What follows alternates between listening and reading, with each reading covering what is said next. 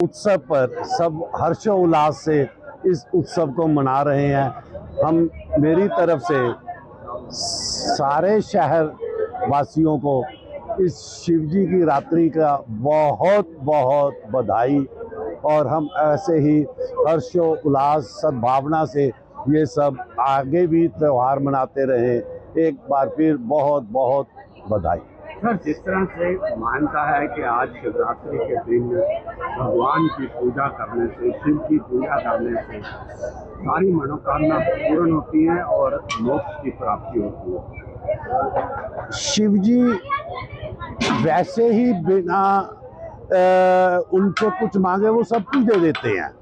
शिव जी ये सृष्टि को रचने वाले हैं और उनके सामने हमारा नतमस्तक हमेशा इस प्रकार झुका रहता है। सर, किस तरह से देखते हैं आप, क्योंकि शिवरात्रि का महापर्व वो पर्व है जिसमें देखा गया है सृष्टि के रचयिता के लिए लोग प्रार्थना करते हैं और भोलेनाथ एक जल से ही, भोलेनाथ वैसे ही भोले हैं, उन्हें बगैर बताए ही सब कुछ पता होता है और उनसे आप एक मांगो वो 5 दे देते हैं। तो भोलेनाथ जी की शादी भी है आज। हम लोग यहाँ पे निमंत्रण है कि यहाँ पे इतने तरह के जो भोज लगा रखे हैं लक्ष्य ज्योति संस्थान की तरफ से, ये एक किस्म की आज उनके बराती के तौर पे हम लोग आए हुए हैं। आज तो आपको पता है कि ऐसा दिन है कि आज सारी समस्त दुनिया जाग जाती है।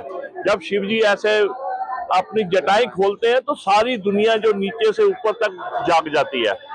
ये तो इतना पवित्र दिन है कि इस दिन अगर आप रात को बैठ के पूजा करें, देखो सही आपको कितनी एनर्जी मिलेगी।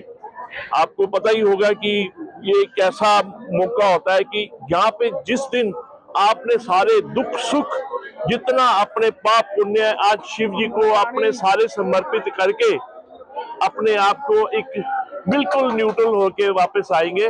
और मैं रोहित जी का धन्यवाद करता हूं, मेरे मित्र आचार्य रोहित जी जो लक्ष्य ज्योति संस्थान से 13वां भंडारा लगा रहे हैं। और आप बिलीव नहीं करोगे, इतने प्रकार के 36 प्रकार के भोजन, 40-50 तरह की वैरायटी होती है। सिर्फ चंडीगढ़ में एक ही है जो रोहित जी लगाते हैं। मैं इनका धन्यवाद करता हूं कि इतनी खुशी होती है इनको कि भगवान के ये चाहते हैं कि सभी लोग बरातीगण कहीं भूखे ना जाएं और भर पेट खा के जाएं। भगवान शिव जो है, भोलेनाथ जो है वो भोले हैं, एक लोटा जल से ही प्रसन्न हो जाते हैं। अपनी समर्था अपनी आस्था अनुसार हर व्यक्ति जो है भगवान शिव की साधना आराधना करता है। शिव को प्रिय लगने वाला धतूरा है, भांग है और भी बहुत सी चीजें हैं जो भगवान शिव को अत्यधिक प्रिय रहती हैं। विशेष करके तीर्थ यात्राओं का जो जल होता है, गंगा जल होता है, और वो भगवान शिव को अत्यधिक प्रिय रहता है। हमारे लक्ष्य ज्योति संस्थान की ओर से ये जो है 13वां भंडारे का आयोजन किया जा रहा है। इसमें 36 से लेकर 40 प्रकार के व्यंजन जो है हमने 3 दिन लगा के तैयार किए हैं। और विशेषता इसमें ये है कि हमने इसमें कैलाश मानसरोवर का जल भी शामिल किया है और गंगा जल तो हम सदा शामिल करते ही है। सर, जिस तरह से आपने भंडारे का आयोजन किया है, मानो ऐसा लग रहा है शिव की बारात आई हो और आप सेवा अर्पित कर रहे हो, भोले के गणों की सेवा। शिव की बारात का इंतजार वर्ष भर तो करते ही हैं, लेकिन अभी 3 दिन लग गए हमारे को तैयारियां करते हुए। और ये आप देखिए, इधर देखिए कितनी हजारों की भीड़ है। अगर आप इधर दिखाओगे तो हजारों की भीड़ है इस समय। ये सब शिव के भक्त है, शिव के बाराती हैं जो सब बारात में शामिल हुए हैं। उनकी सेवा करने का हमें जो सौभाग्य मिलता है शिव कृपा से, हम शिव के ऋणी हैं और चाहते भी यही है कि हर जन्म जो हमें मानव का मिले वो शिव चरणों में समर्पित रहे।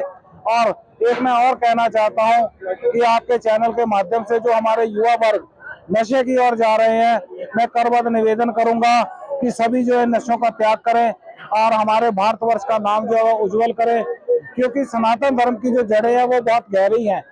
और हमारे ये भंडारों का आयोजन करने के पीछे का एक कारण और भी है, वो ये है विशेष रूप से कि मैं खुद ये चाहता हूँ और हमारे साथ और भी बहुत लोग चाहते हैं कि हम अपने आने वाली सनातन धर्म की जो सनातन की धरोहर है, जो इसकी परंपरा है, ये हम आने वाली पीढ़ी को सौंपें। और विशेष करके जो हमारे भंडारे में आप देखोगे कितने छोटे छोटे बच्चे जो है वो सेवा कर रहे हैं। हम छोटे छोटे बच्चों को जो आगे रखते हैं ताकि वो इस सनातन धर्म की परंपरा को समझे और इसको आगे लेकर चले। सर एक आखिरी सवाल जी, हमारे हमारे ग्रंथों में लिखा हुआ है भोलेनाथ ने कंठ में विष को धारण किया।